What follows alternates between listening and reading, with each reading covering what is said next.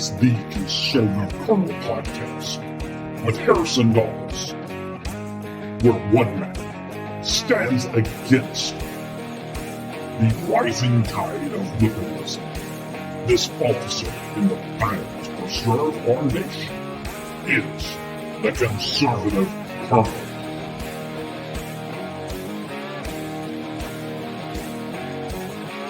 Nothing ends here. Our hopes and our journeys continue.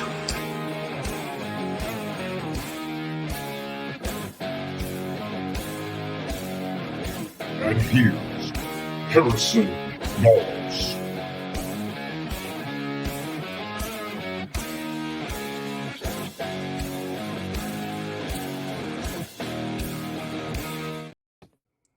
Welcome to the Conservative Colonel Podcast. I'm your host, Harrison Dawes, coming to you live from Wayne County, Mississippi. Oh, what a day. I was worried that I wasn't going to have anything to talk about. And then, lo and behold, an unusual topic for a political podcast arose. But while this is going to be mostly not a political podcast, if that makes sense, we're going to be talking about the Methodist Church. And the reason it's making its cut on the show, instead of me being like, okay, well, this is personal beliefs, this really has nothing to do with politics, I'm going to step back from this issue. Instead, I decided, what's affecting the church is political. So I'm going to dive right into it. So we're basically going to spend the majority of this episode criticizing the Methodist Church. Because, hopefully many of you, I am a Christian. If you're not a Christian, that's your right in this country. And honestly, I don't blame you if you don't watch this episode. Because, again, I'm not really diving into any political issues just yet. I'm more so talking about this. But if you are a Christian and a conservative that watches this show, you are about to get just a whole lot of fun times. But before we begin, please support us on our many platforms, your platform of choice. We are on our main platform, Spreaker, Apple Podcast, iHeartRadio, Spotify, Amazon Music and Audible, Castbox, Deezer, Podcast Addict, Podchaser, Listen Notes, and Good Pods. Of course, on Tuesdays, following our Thursday release for the audio format of the show, we release the video format of our show, and that is released on Rumble and YouTube. So we hope you go support us all there. And, again, I understand that this episode is going to be probably diverse. What's the term I'm looking? I guess the word I'm looking for is diverse. I honestly I'm struggling here, aren't I? I've had an allergy attack all today, and it has jacked up my brain. But I'm just going to say there's going to be a split of opinion on this. Probably not, but I will say, at the beginning before we start covering it, I'm going to quote something in the Constitution. But yeah, this kind of fired me up today for a number of reasons that I'll get into. But it's crazy, don't you think? The world we live in, that politics affects religion. And I honestly think it was supposed to be the other way around. I think America was founded as a Christian company, and there's a great country. And there's a great book out there about how, the founding fathers wanted religion to play an important role simply because that they think that would make for a better citizenship of the country. Let me see if I can find that book on my phone real quick, and I'll tell you the name of it. But it dives into the question, was America founded as a Christian country? And I mean, it does a great job with it. So let's see here if I can find it real quick.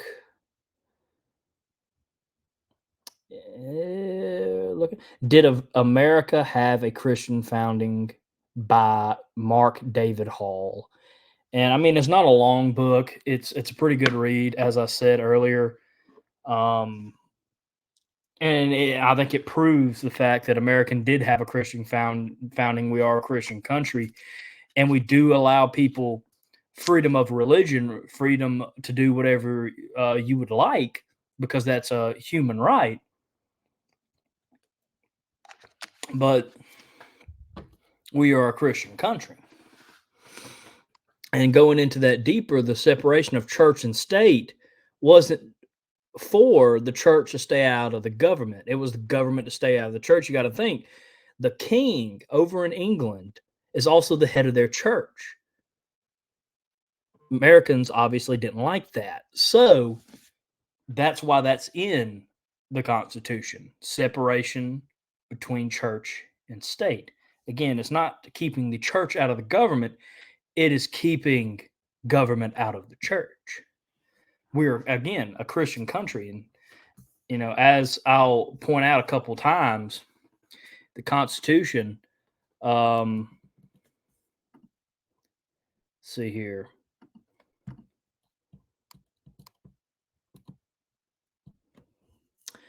Now, this is in, I keep saying the Constitution, and sometimes I get them mixed up with all the documents in my head, and I apologize, but the Declaration of Independence. We hold these truths to be self-evident, that all men are created equal, that they are endowed by their Creator with a certain unalienable rights, that among these are life, liberty, and the pursuit of happiness. So I want to make it clear, because of the issue we're tackling, that I am not attacking the gay community, the LGBTQ. I honestly don't know what they call themselves nowadays. Community. I'm not attacking them. I'm attacking the church, and I'm using our own biblical law to do that. The Bible is what I will be using as a source for this video. And again, the whole reason I'm doing this is because I feel like politics are affecting the church, especially northern churches. And I think that's why this country is going to crap, is because politics, government is stepping into the church.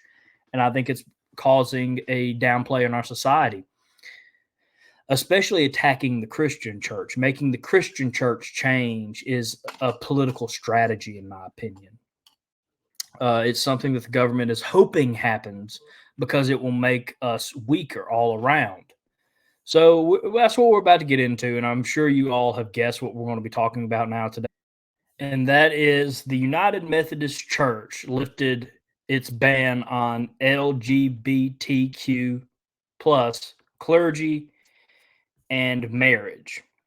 Now, again, in our Constitution, you have the right of life, liberty, and the pursuit of happiness. These are unalienable rights that the government doesn't give you. The good Lord has given you. And again, if you want to be a member of that community, there's nothing wrong with that. You have that right. Now, personally, I might disagree with it, but I'm not going to hate you for it. I'm not going to be a jerk about it. Again, as a Christian, I feel like we are supposed to inform you. But again, that's your life decision. Be what you want to be. If you, and I've said it with people of the trans community, again, one of these days, these episodes are going to take off. I'm going to get canceled, and it's going to be lovely. But I get canceled a lot these days anyway already. But, if you want to identify as an attack helicopter, the rights we have in America gives you that right to be an attack helicopter. But it doesn't give you the right to make me tell you you're an attack helicopter. I could not care less on the issue. Again, I'm 100% against it. I have some personal opinions that I'm probably not going to say on the air, because that would get me in some real big firework trouble. I think Jack on the Right Side Radio said something that I agree with a lot. And who knows? Maybe one day me and him will bring it up. But so yeah, we're going to be talking about this, and we're going to go into just all of it. So they lifted this ban, and again, over 7,500 plus United States churches have left the United Methodist organization. They're still Methodists, they're still practicing Methodists, but they feel like the United Methodists don't represent their religion anymore. And I couldn't agree more. They're obviously not caring about the teachings of God, because if they did, they wouldn't be letting these politicals views the world change them. Again, God says, you either have to follow me or the world. The world hated me, so why do you think you would be better as I am your master? Again, I'm paraphrasing. I don't have that quote offhand, but we're supposed to be different from the rest of the world. That's okay. That's a good thing. We should be pillars of our community. We should lead people, Christian or non-Christian. We hope you get saved. We hope you make that decision, and we want to push you for that decision. But at the end of the day, it's a matter of choice. Free will was given to us by God. So it's your choice in the end. Yeah, no, they did this. And again, all of these 7,000 churches that have left have been over the LGBTQ plus ABCD issue. And I don't blame them. I would be absolutely livid. And the funny thing is for because a lot of people don't know this, my family, the Dawes family, were Methodists. My great grandfather has his name up at the Methodist Church, the Waynesboro First Methodist Church in town. You'll see Babe Dawes, my grandfather's father,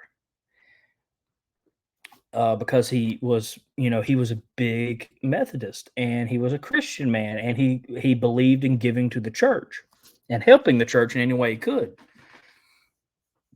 And when this stuff started to happen, and I mean, it started happening slowly in the Methodist Church. They fought it for a long time, but when we kind of noticed as a family the sides not going well for the United Methodist Church, it hurt us. And I remember my dad distinctively saying, he still our home church. You didn't really see it. My dad left the United Methodist Church not because of our church here in Waynesboro, but because of the United Methodist organization. He felt like they were going against the teachings of God, and so he left. And on my grandmother's side of the family, they're Baptists. So we went over to the First Baptist Church in Waynesboro, and that's where I currently reside as a member of their church. And, in 2023, they decided to leave the United Methodist Church and join the Free Methodist Church, which I honestly, again, I am a Baptist. I hate bringing that up. I often tell people I'm a Christian. I hate singling out, I'm a Baptist, I'm a Methodist. You're a Christian. So I hate pointing it out, but I am for the purpose of this episode. They left in 2023, and it's because they just finally had the last straw. And I remember my grandfather is a member, I believe, of both of the churches. Now, I could be easily mistaken. I haven't really talked to him about it. But both the Methodist church in town and the Baptist church in town contact him and let him know what's going on. And I remember when he got it, it was like, oh, okay, something's going down. They're getting out. And again, I haven't looked into the Free Methodist Church. Don't know anything about them as a Christian organization, so I'm not going to give my opinion on them. But I can give my opinion on the United Methodist Church. So yeah, my church left. They just were out of there. And again, a lot of the stuff they're doing is like, for example, they can now use church funds to promote the acceptance of homosexuality. Uh, they can now they removed a ban and penalties for ordination of LGBTQ plus clergy. There's a petition seeking the removal of this ban entirely by early Wednesday, which I think that could be today that they did that. This is yesterday thing, and now you can have same-sex weddings in the Methodist Church or the United Methodist. I need to stop saying just singling out on the poor Methodist and say United Methodist. And I have a lot of Bible verses. We'll get into that, but again, I can't help but notice the stuff I see on, say, TikTok or Facebook or Instagram. If you've listened to Chris McDaniels in America, you know that entertainment that he's been talking about that people are too preoccupied in, and I've definitely been a casualty of that. I'll say again, I tell people all the time, I am a Jeffersonian conservative, but I'm still developing my conservative beliefs. Not because I haven't been conservative all my life, but I've never really challenged myself. I've never really digged deep into why I believe things. That's just how I grew up, and that's what this is what we believe in this household. And now I'm developing my own self, and not much has changed, obviously, other than the fact that my whole family, except for my father, will say they're Republicans, and I won't say I'm a Republican because of how bad the Republican Party is. More on that in a later episode. But it's funny that liberals can't even let us have our religions anymore. And of course, if we attacked another religion, oh my gosh, can you see the news lines? Like, one second. Luckily, I do this on my laptop, but let's see here.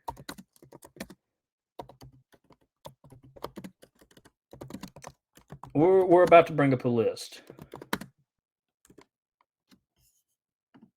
Let's see here.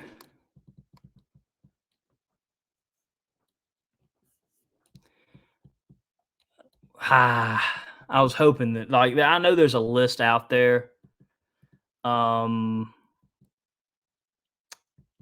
But like there's like a whole bunch of religions that don't allow LGBT community, and they're called anti, which really they're just standing up for their beliefs. Again, you have the right to believe that and practice religion that is older than this whole movement anyway. But I saw a list of it the other day, and I wish I had it. But of course it's not here. But like there's a couple of religions that this is not a problem with them in America. You don't see the left go after these religions here in America. It's okay for them to do it here in America. It's funny thing, ain't it? It's okay for other religions to practice their beliefs, but not Christians. So the United Methodist Church has really just been targeted all this time, and they've been trying to push for a slow change. And of course, people are going to be like, well, why can't the church do this? Why can't the church allow this? And I, of course, have some pronunciation problems, so I might butcher some of these words simply because I've studied a lot more New Testament than Old Testament. But here's just a couple of things that I'm going to put out there. You shall not lie with a male as with a woman. It is an abomination. Leviticus 18:22. Again, right out of the Bible. The guiding law for Christians. This is above everything. What this book says is your ultimate law. That is above everything in the world to a Christian, or it should be, as you're supposed to follow God. Leviticus 20:13. If a man lies with a male as with a woman, both of them have committed an abomination. They will surely be put to death. Their blood is upon them. And I'm going to go down, I'm going to keep reading these. 1 Timothy 1:10. The sexuality immoral, men who practice homosexuality, enslavers, liars, predators, and whatever else is contrary to sound doctrine. Let's see here. What else? For this reason, God gave them up to dishonorable passions, for their women engage natural relations for those that are contrary to nature. The men likewise gave up natural relations with a woman and were consumed with passions for one another, men committing shameless acts with men and receiving in themselves the due penalty for their error. And since they did not see fit to acknowledge God, God gave them up to a debased mind to do what ought not be done. Romans 1:26 through 28. Mark 10:6-9. But from the beginning of creation, God made them male and female. Therefore, a man shall leave his father and mother and hold fast to his wife, and the two shall become one. So there are no longer two, but one flesh. What therefore God has joined together, let men not separate. You might be asking why I threw that one in there. Again, it is talking about marriage. It is talking about a man becoming a man, a woman becoming a woman, becoming together, becoming one person with marriage and starting their own family. That is between a man and a woman. All this, I believe, by the way. So if you want to cancel me for that, you know, go ahead and come at me. I'm a proud Christian. I honestly believe all this stuff. Have fun if you want to.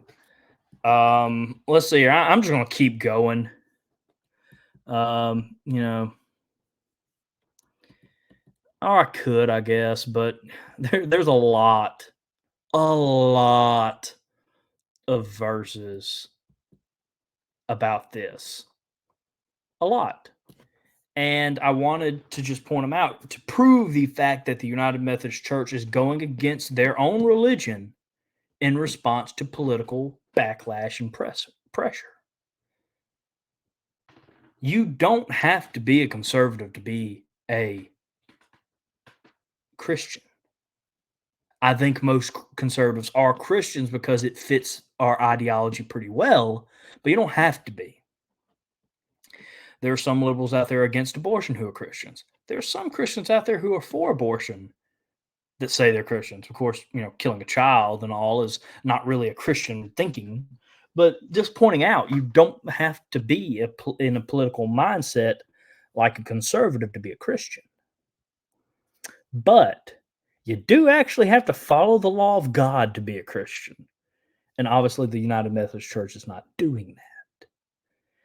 You know, I'm going to make a joke with Jack just in case he watches this. He did a couple episodes on Clark. This is my like weird episode that came out of nowhere. I love those episodes, by the way, Jack. I'm just saying, like, I remember seeing the title and being like, what? I love messing with Jack from the Right Side Radio. I consider him a good friend. And I just had to throw that one jab in there. This is my episode that no one is going to see coming. And when this releases on the airwaves, oh, the crap this political podcast is going to get for going religion, I have no doubt. But, you know, getting back on topic for a minute. the United Methodist Church is not following religion. They're letting political outside influences attack them. If you don't want to believe me, go check out a United Methodist Church in the middle of June, which is Gay Pride Month. Gonna throw that in there too. I might as well get canceled and get good and canceled. Who needs a job? But go up north in June. You'll see a lot of churches that have the gay pride flag and are approving sin. Again, the church is not supposed to judge you. The church, if you are someone who struggles with homosexuality, if you're gay, lesbian, if you struggle with that, you're supposed to come into the church and get help. We are supposed to not judge you. You are, in our eyes, the same as, say, someone addicted to sex, adultery, alcoholism, drugs, etc., etc. The church is supposed to help you. It's supposed to set you on your way. I know a man that I met in New York when I was on a mission trip, and he, admitted to everybody that he used to be gay and he still struggles with that, but the Lord helps him get through it. And now he's happily married and has 2 children. A great man that I still stay in relatively good contact with. That's what the church is supposed to do. If a church kicks you out because of that, that's the church's fault. You need to go find a different church, a better church. There is no discrimination in a church for sin, because all sin is sin in the eyes of God. There's no small amount of sin and a large amount of sin. I hate that. I hate judgmental churches. You should be able to go to a church and get help. That's what we're here for. So I don't like churches accepting sin and pushing sin. They should be helping it. They shouldn't be cruel by any means. There should be no church out there that's like, let's get rid of all of them. No, not like that. Or going up to, homosexual people and being like, you're going to hell. Yeah, that's true, but maybe not the approach you want to go for. We should be kind and courteous to these people and make sure they feel welcomed in our presence. Because again, 2 things. Christians are supposed to follow Jesus' example. He was a good man who reached people not by being rude or anything like that, but by his love and compassion for others. And the other thing, again, we're in America. Everybody has the right to do whatever they want.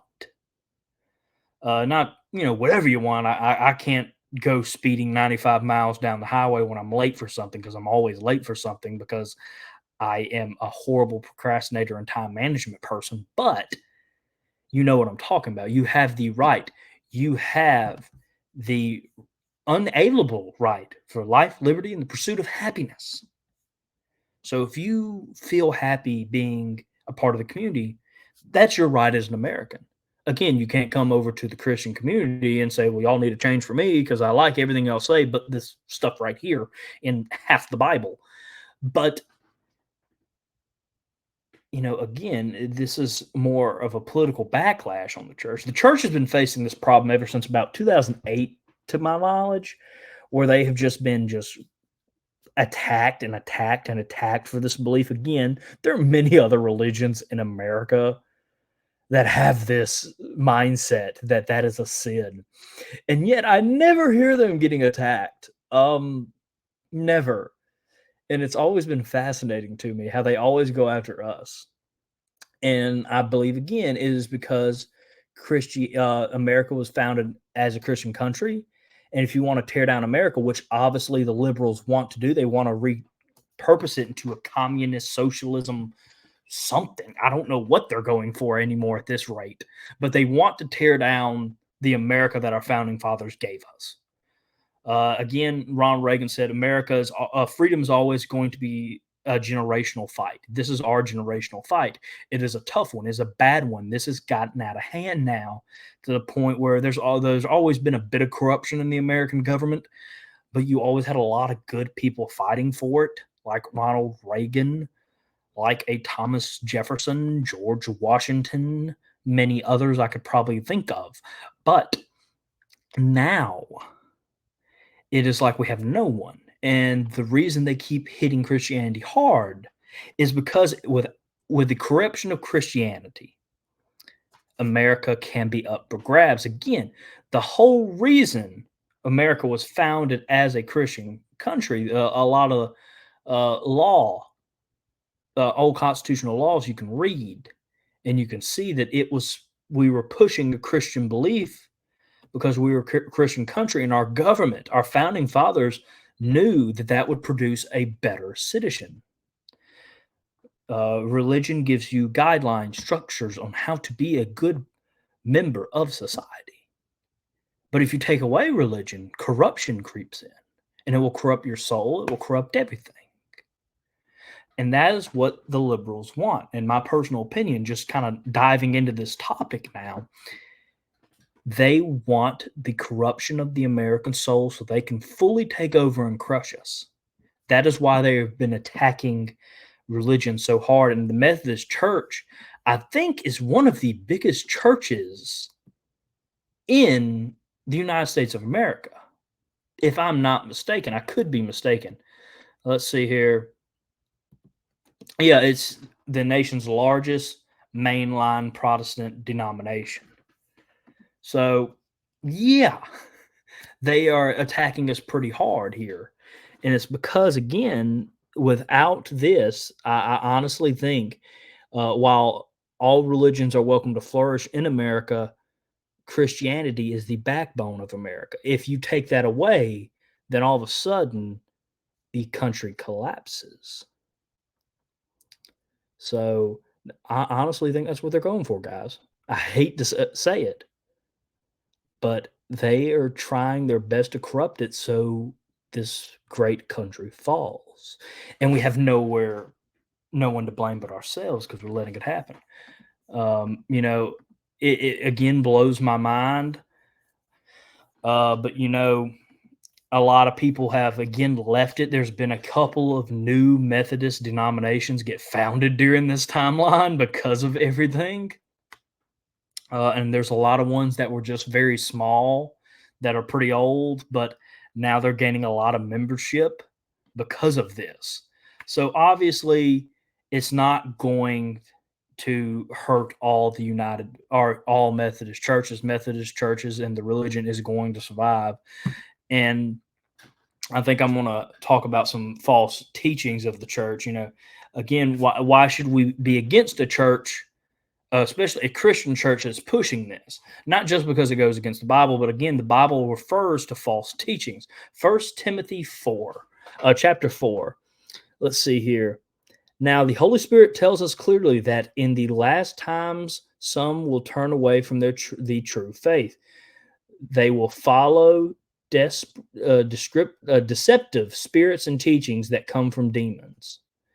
These people are hypocrites, liars, and their conscience are dead.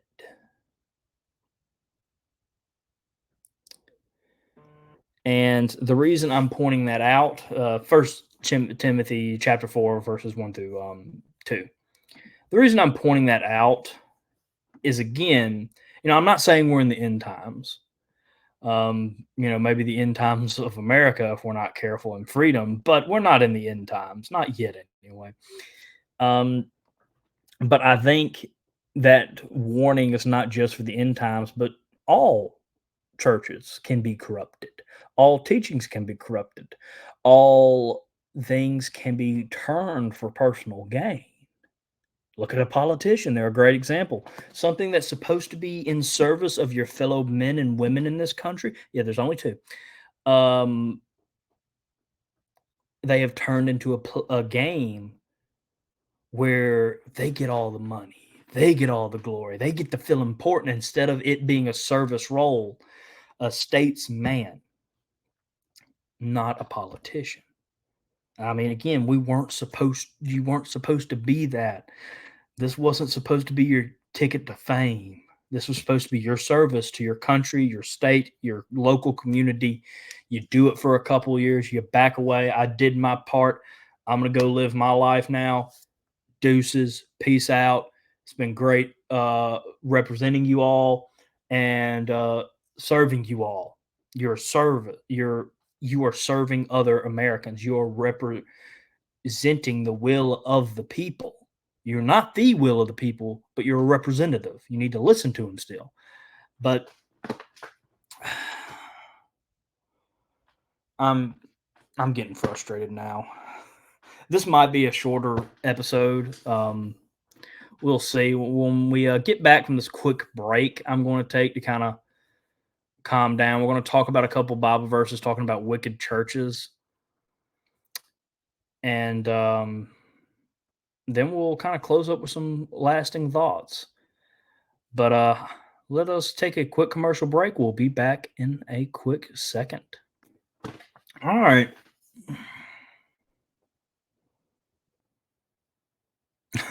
All right, we're back. I forgot to give time for the commercial to end, so that might be a weird one, but oh, that's my bad. But getting back to topic, I am starting to sweat the room where our recording studio is. I don't know what's happened to the air conditioning, but it is not working in our favor. But just going to kind of read some verses. 2 John chapter 1:10. If anyone comes to you and does not bring this teaching, do not receive him into your house or give him any greetings. 3 John chapter 1 verses 11. Beloved, do not imitate evil, but imitate good. For whoever does good is from God. Whoever does evil has not seen God. 1 Peter chapter 2 verse 5. You yourself, like living stones, are built up as a spiritual house to be a holy priesthood, to offer spiritual sacrifice acceptance through God, to God through Jesus. It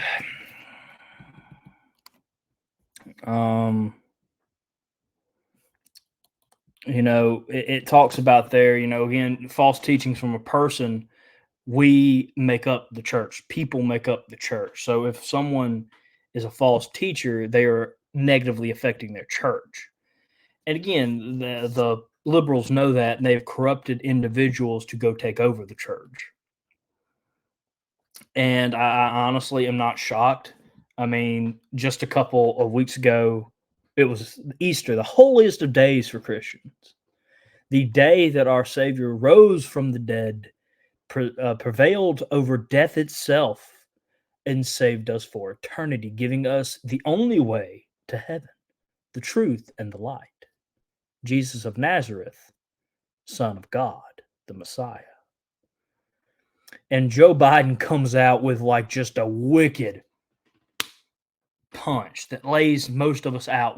Our heads were spinning from it.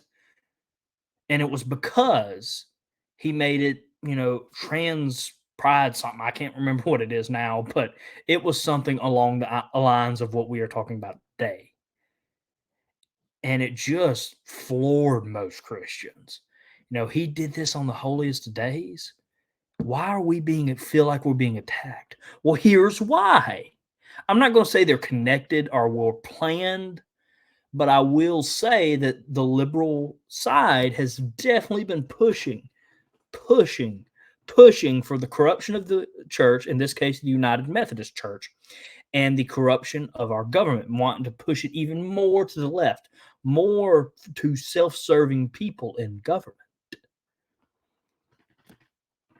There's a reason they're doing that. Again, they want total control of the country, to tear it down and rebuild it in their own corrupted image.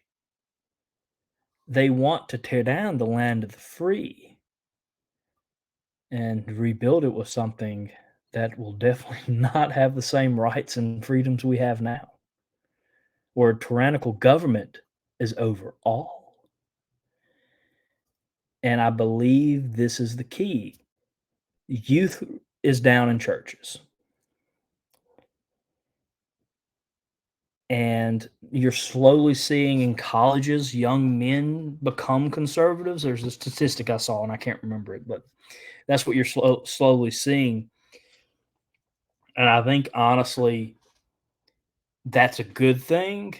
But if we don't start recovering on the Christian side, again, that is the backbone. If we don't fix our backbone, we're not going to be able to stand up and fight when the time comes. Of course, I'm not saying actually fighting, but you know what I mean. Because they are just going after American soul. And there's only a few people actually standing up to stop it is the sad thing. Like, I found this news release about the United Methodist Church by accident. I haven't heard about it. No one told me about it. They don't want us to fight it. They want us to hear it a couple weeks later. Oh, okay, well, there's nothing we can do about it now. Just need to move on. No, we don't need to move on. We need to stand and fight. All right, I guess it's time to wrap up. I don't really have anything else. There are the protests happening, but I think I'm going to save that for because I am going to release an episode Saturday, hopefully. Again, I want to do that this past week. But I'm telling you, man, my recording days are just not working for me these days. But hopefully, if that happens, if I can record, I'm going to do a bit more research on the protests and figure out what in the world's happening, because I know a bit about them. I'm not going to act like I've just been completely politically ignorant here. But, I've heard about them, and it's just it sounds like to me the same thing as the riots that happened in 2020, that these aren't really protests, but they're violent attacks. But again, I haven't done any research on it. So I'm going to do some research and come back to you. Or we might talk about the split in the Republican Party. What is happening with the Republican Party? Who the heck knows? I honestly just get confused by them all the time. I'll be sitting there one day, there's hope for the Republican Party. There's no hope for the Republican Party. It goes back and forth so crazy. And honestly, that's why we're having so much trouble with the Republican Party. So many people get disillusioned with it. They don't want to deal with it anymore. And then all of a sudden, you have a bunch of people sitting on the fence or wanting to start a new party, which I wouldn't be objective to it at times with how bad the Republican Party is. There needs to be a true conservative party. But, it seems like to me, as I said, and I think in the last episode, that I feel like there's three sides. Most people are saying two, but hear me out. The reason I say three is you got the rhinos, the Mitch McConnells of the world, the people that have always been, I'm a good old Republican, and you've known me since 1908, and I've been a good representative, and I'm going to fight and fight, but I'm going to spend all your money, compromise on every issue, and basically I'm a left-leaning Republican. But then I also think we have conservatives in this fight, real conservatives, and then we have fake conservatives in this fight. Some of the rhinos have started to figure out that if they play a bit more on the I'm a conservative, like Mike, what's my representative's name? I cannot believe I'm forgetting it. Mike, what's his name? He just sent me an email because I was mad about Mike Ezell. The guy that was like, I'm a conservative and I will take down good old Steve that's been in there since, who knows how much long, and I'm going to fight for conservative values. And then he gets up there and he's just the same, but he plays the side a bit more. You have the old school rhinos like Mitch McConnell who really don't even bother acting conservative anymore. It's really hilarious, honestly. And there's been two sides of the Republican Party that fight, but I think it's more now three. You'll have these fake conservatives that are really good at acting, mind you, that scare me with their acting because they will turn on you very unexpectedly. And then you have real conservatives. And then you have, of course, the rhinos who at this point really only act conservative around election time, and the rest of the year they couldn't care less about acting. They just know that you'll forget about the time they need to run for re-election. So they do all this crap in the first couple years of their term, and then that like last year, maybe two, they're really taking it to the liberals all of a sudden. I'm saying that like we don't compromise every day, but they'll be more vocal about their upset in this. But I mean, this has been a proven flaw of the Republican Party with the House. We have control of the House, but we can't pick a leader because you have all these Republicans who are they honestly don't have any real leadership. They're all confused about what the Republican Party is supposed to be now. And I think everybody else sees that. That's why a lot of people are like, I'm just not going to touch that. I think I'm going to see what the Democrat Party has to offer because of how crazy the Republican Party is. Jack talked about it last week, the Ronald Reagan 11th commandment, thou shalt not speak ill of a fellow Republican. The funny thing is you'll see the establishment, the rhinos, be like, oh, yeah, don't you talk bad about us, but we're going to talk bad about you, conservative. And now they've gotten to where they even attack the fake conservatives. It's like a dead gum free for all. Like it's like, well, whatever side is left standing. It blows my mind. I want to do a whole episode on this, but I would honestly love to bring a couple of people on to talk about it with. I just don't know yet. I do have a special episode planned for our 25th episode, which should land on July 4th week.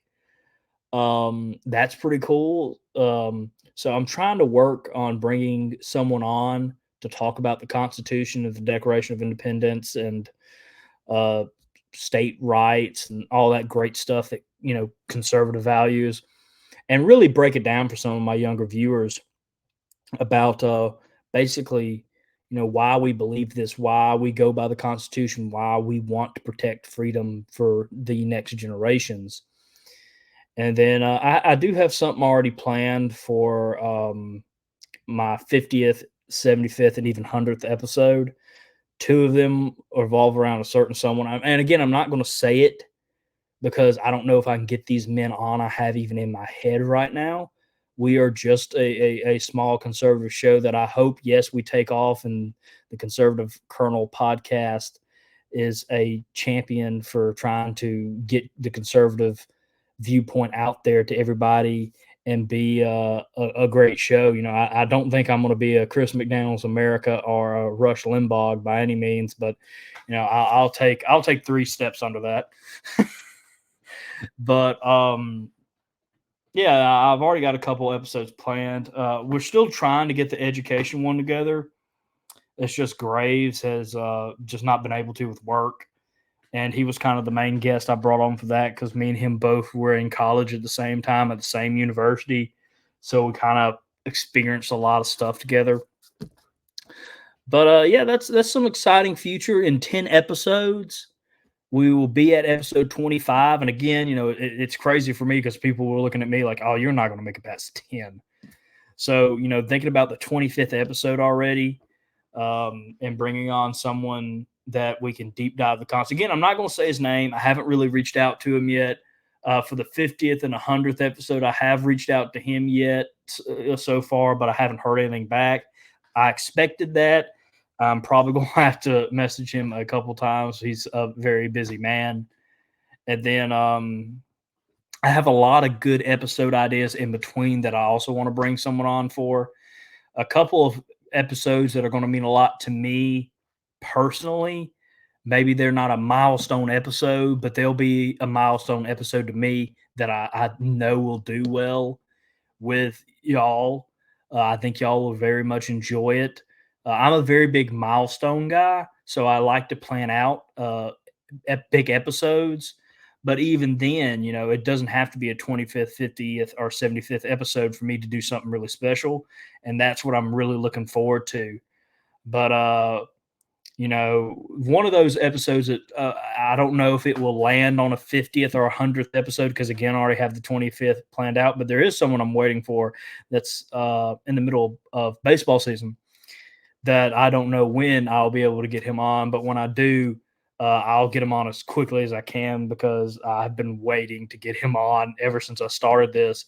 And I think we both wanted to make sure that we were serious here at the Conservative Colonel podcast and continue to produce this show weekly. And I think that's going to be a big episode for me for a couple reasons. But we'll talk about that when it gets there. But yeah, I kind of gave y'all a sneak peek into my mindset tonight. Again, I'm a Christian. I'm very proud of the fact that is the number one thing that you should know about me. I am a God-fearing man, and I take the teachings of God very importantly. So again, when this kind of came up, I was like, it's not really political, but at the same time, guys, I said it all night. I feel like the liberal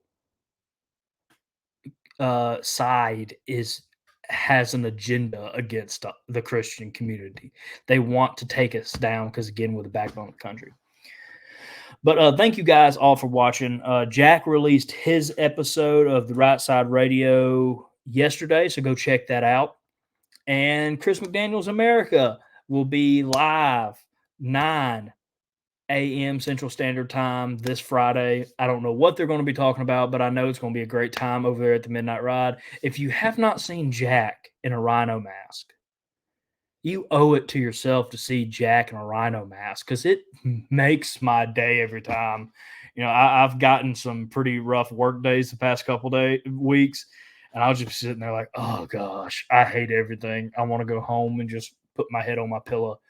And then I'll see the new episode go out, and I'll be driving to work or driving to run errands, or I just like to drive to clear my mind and to think.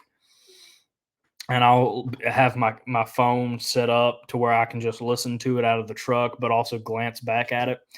And it never fails to make me laugh when I see Jack in a rhino mask. That's honestly, with how struggling some of my weeks have been the past couple weeks, that's like the highlight of my week, seeing Jack in a rhino mask.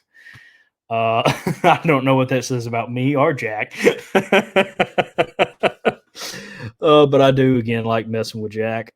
But hey, look at that. We were able to stretch it to 52 minutes. That is the benchmark of how I want episodes to be an hour, but at least the minimum 50 minutes. So we're going to end the episode here.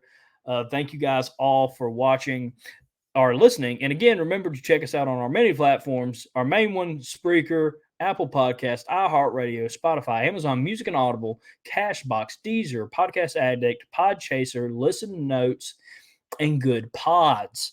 Leave us a 5-star review, like us, and follow us. And again, on Tuesdays, we release the video format of the show on Rumble and YouTube. So make sure you like the video there. Subscribe if you're new.